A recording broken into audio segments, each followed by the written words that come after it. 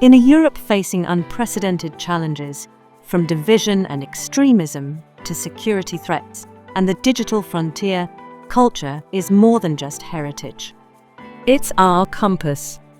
On February 4th, 2025, at Bozar, Brussels, the initiators of the Cultural Deal for Europe, European Cultural Foundation, Culture Action Europe, and Europa Nostra hosted Culture, the Compass for Europe's Future.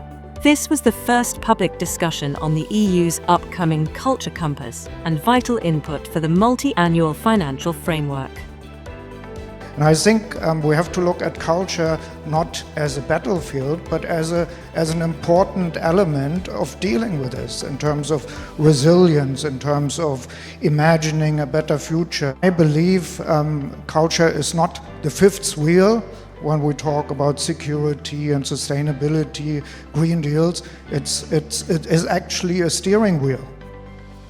Since 2019, the Cultural Deal for Europe campaign has championed culture and cultural heritage's power to challenge the status quo, to be an antidote to AI misuse, to provide imagination for tomorrow's solutions, and to foster a true European sentiment, a sense of purpose and belonging. With such a sentiment, a better Europe is possible. Without it, Europe is vulnerable to disintegration. Because, as we believe, there is no future without culture.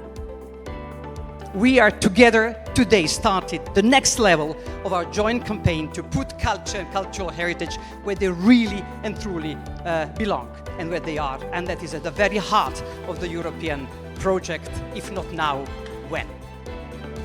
Human dignity, freedom, democracy, equality, rule of law, and human rights are non-negotiable values of Europe, and they make us competitive in the world. And I would like to say that they are empty words if not each generation fills them with meaning anew, and that meaning making for these values happens through culture. We must establish culture and cultural heritage as a priority at the highest level of the EU institutions. We must commit 2% of the EU budget for culture and cultural heritage. And I think this is something we have to come back to. We have to bring in these values, this European feeling of belonging to some, especially in a very divided, fractured, violent world. We have to bring in this feeling of Europeans, of European values, of European culture, but also of openness. Europe is not a closed place. Europe is an open place. Our societies want to be open. They are not closed societies. We are not a society which excludes. We are societies that try and make efforts to include. And this is the European culture I like. Our culture is intrinsically linked to our values. Diversity, inclusion, our democratic values, and the list goes on and on. This relationship is one that you tend to appreciate a lot more in times when it gets tough. And these values, let's make no mistakes, these values are now at risk. I was just in Ukraine this weekend.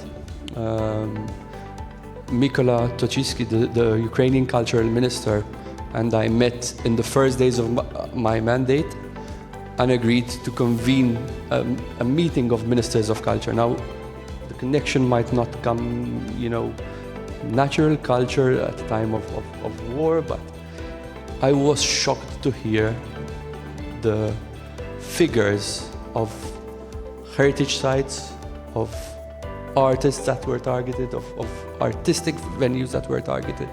And this is strategic.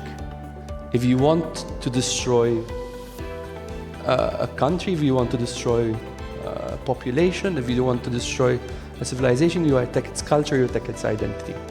The great thing about this culture sector and the creative industries is that they create so much positive energy, and where that positive energy dominates, then the extreme views usually just fade and they're not so prevalent anymore. So again, this is an investment in what makes us as a union.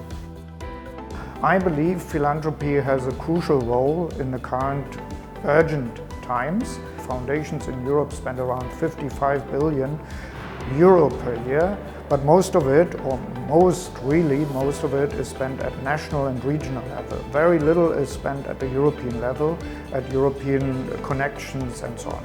We believe there's much more potential. We believe we need a kind of a new Schuman plan of philanthropy, and this is what we are pushing.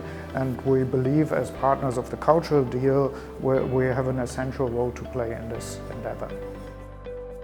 To be precise, 2% is not enough. We need far more money because the cultural and creative sector is an emerging economic factor, and there are so many Europeans working in this sector, so it needs more support and more funding to our own benefit, and it's also a way of fighting all these powers that are Eurosceptic, that are against the European Union, who are against our democratic development.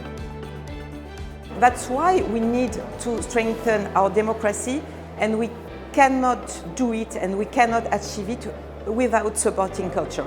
So it's very important to support everything, every field of cultural, of course, cultural heritage at the local level, at the national level, at the European level, but all the arts as well, from cinema to literature, to dance, to video games and so on, because it's our print for democracy, and we need above all to support artists and to foster cooperation, co-production and the mobility of artists, because they are the better voices for culture and for democracy.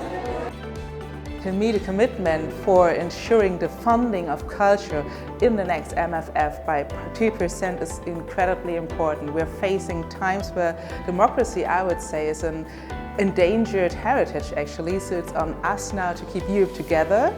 It's on us to make sure that culture stands as a value for itself, and that we also protect culture from maybe governments who that don't actually value the freedom of expression, the freedom of artists and the freedom of speech.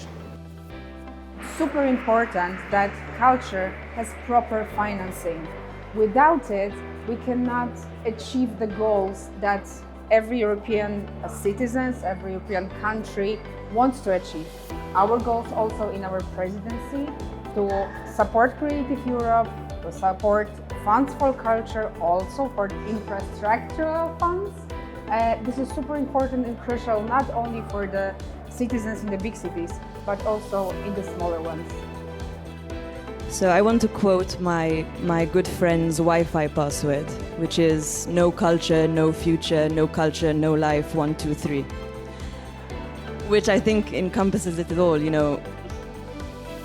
Everyone on the political spectrum understands how important culture is. To put culture in a separate box and think that we can live without it as humans is fundamentally wrong. So my answer is, no culture, no future. What are we going to do in the future if we don't have this thing that brings us all together? What did every single person in the pandemic do? Facing crisis, you go to culture. Everybody has a favorite song, everybody has a favorite movie, everybody lives and exists within a culture, and therefore, more than anything, it has to be cheered on and fought for every single day. I really do believe that culture is crucial in fighting for democracy right now. Democracy, in my eyes, is kind of you could say endangered right now. So I do believe culture now, we needed to actually keep Europe together, to stand strong and keep Europe together. Our main initiative during the mandate to guide and harness the multiple dimensions of culture, to make it more visible in our policy making, to recognize the role of culture in our policies across the board, and it will embody what it seeks to promote. The idea is to really use culture as an enabler to bring us together in our society, to promote our democratic value, to promote inclusion, to promote diversity, and to promote the values that we stand for.